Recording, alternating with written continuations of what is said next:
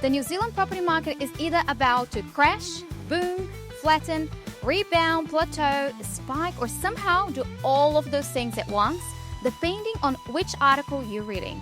Friend of the show, real estate expert Dave Whitburn is back to break it all down because someone needs to take all the noise, fear, hype, and hot takes and actually explain what the hell is going on. Financial freedom faster. Financial freedom faster. If you like making money rather than watching everyone else do it, hit the subscribe button and get ahead because you're watching New Zealand's fastest growing real estate and investment show. David Whitburn started with putting a minor dwelling on the back of his action and has recently finished a 74 property development in West Auckland. Dave, one day is affordability crisis persists and the next day it's lower mortgage rates improve affordability. Can someone just pick a headline and stick with it? That would be far too tricky to do, though, Danny.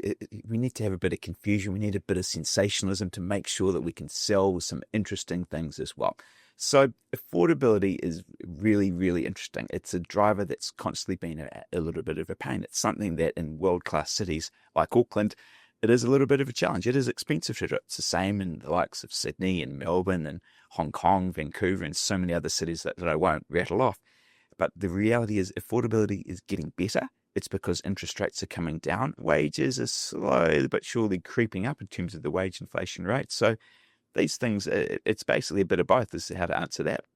If affordability is technically improving, but people still can't afford to buy, is that economics or just gaslighting with spreadsheets? It's probably not fair to say it's gaslighting with spreadsheets. It is more economics as well.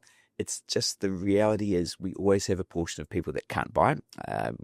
Some leading credit bureaus have stated that around a quarter of all Kiwis have sufficiently bad credit to not qualify for bank loans.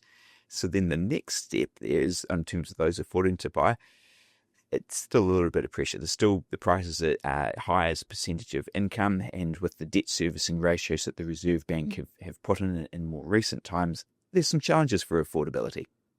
Unemployment is rising, wages are flat, and mortgage rates are lower. So are we supposed to celebrate the fact we can afford a house but maybe not have a job to live in it? Yeah, absolutely. That's not going to be terribly fun for most people because if they don't have jobs, they better be having a business that's going to make them some money. That's, of course, not everybody's skill set, not everyone's cup of tea, and many people's worst nightmare.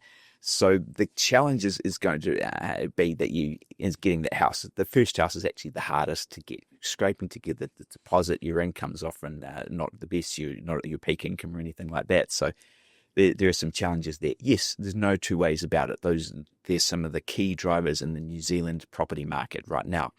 Unemployment, the inflation, wage inflation, affordability as well, interest rates as well. They highly influence the affordability of that. It's all about the economic laws of supply and demand. And the reality is with migration not being quite as strong as it should be, we've got a bit of a problem with the house prices. Doing that, quite a few Kiwis have been leaving, particularly to Australia as well. Yeah, some of them do the boomerang effect and come back.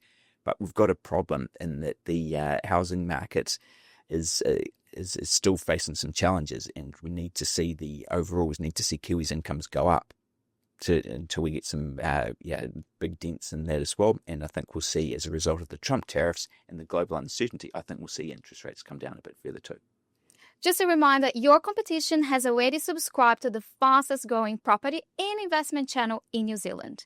That means they are getting the insights first, making the moves first, and locking in the profits while you are still debating whether to click the button. Be smart, subscribe. Dave, construction slowing down, London's sinking, Queenstown's untouchable, and Christchurch is trying to flirt with the recovery. Should we start investing based on astrology at this point? It's not my thing there. I want to respect some of the very wise viewers and listeners to the leading property podcast in New Zealand that are into astrology. I'm not. I think that we should invest on the fundamentals, and I still believe that we're in the downturn phase of the property cycle. I believe that the property cycle has three phases: a boom, a downturn, and a recovery. We're still in the downturn phase. The recovery is not far away. It's a good time to buy. We've just got to be mindful that not all cities move up at the same rate. They don't all move evenly there as well. So we need to potentially position ourselves to make the best decisions for us and our families to build our financial freedom and build our financial futures. That's something there that you've been so strong at, and what you do with your vast array of clients. You help them build financial freedom faster. So I love coming on the show there to talk about the New Zealand property market and help people build that financial freedom faster. We've got to be cognizant of that. There are some pressures. Wellington tanking, absolutely. They've got some real issues there. They're talking about 13% per annum rates increases, significant insurance increases. We're often needing to get a bit of extra work on insurance, and we're seeing some really sad stories come through, and some of the advisors over here and the 50-plus strong team have been talking about some rental falls exceeding 25% over the last 12 months. That's pretty tough. However, it gives some opportunities. Sometimes it's just part of the cycle. Sometimes things will go there. There's nothing fundamentally wrong with Wellington that can't be fixed. They've got elections coming up again. The big divide between the Labour and Green parties for governance of Wellington will be resolved, and I think that'll really help move that great city forward. Queenstown as well, in terms of being untouchable, yeah, I think that's a really interesting point there. It's such a beautiful area there. It does have some international people, so benefiting from migration, and it is expensive, and I don't really think that that comes into too many people's minds when buying there. Of course, it's brutal if you don't have a high-paying job, and it is tough as a service worker economy and profession over there. That's one of the costs of living in paradise. It's the same with living in beautiful spots like Waiheke Island and in the dead parts of Tauranga, Mount Maunganui, Papamoa, those areas that face some challenges too. We are seeing some really exciting things about the likes of Christchurch, also Napier Hastings too, Whangarei. So we don't just have to invest in any one particular place. The fundamentals of property investment should be what's important there, and surely you're wanting to get positive cash flow. The debt to income ratios that the Reserve Bank have imposed in more recent times are really important. So to build yourself a robust property portfolio to get that financial freedom faster, what you're wanting to do is to get more money in your back pocket at the end of the month than you had at the start. So if you just drill it back and go down to the fundamentals and realize that, hey, maybe I don't have to follow some book written a long time ago that you must have an investment within 10 kilometres of your home, realize that that's not true. That's fake news. You can hire a competent and professional manager to do it. You can still do some really, really good things, and you can pay attention and perhaps chat to a mentor or a coach like yourself to help hold your hand to do it and to help find some really cracking deals to move you forward. So we're still rocking a 6.7 house price income ratio, which basically means if you want to buy a home, you just need to stop eating for 6 years. Is this what economists mean by normalising affordability?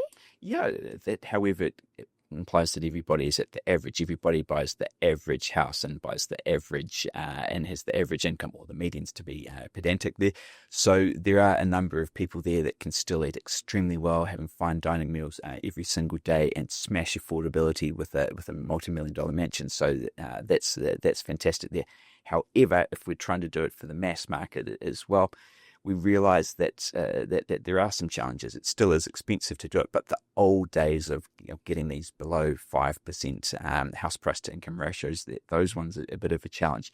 With so many changes in financial markets as well, we're allowed to have multiple borrowers on loan applications. So that's something that helps extended families doing to purchase properties.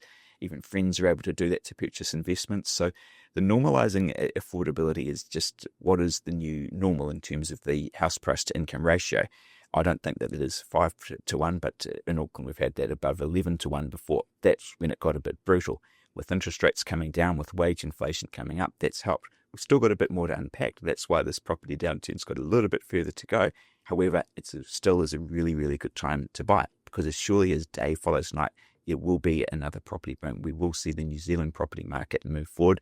And right now, I think it's a sweet spot over the next 12 to 18 months to build your financial freedom faster by purchasing quality property right here, right now. Thanks, Dave. Just a reminder, every video here gives you an advantage in the property game. If you own property or want to own property, or just like the idea of financial freedom, subscribing is the easiest smart decision you'll make today. So do it before your competition gets further ahead.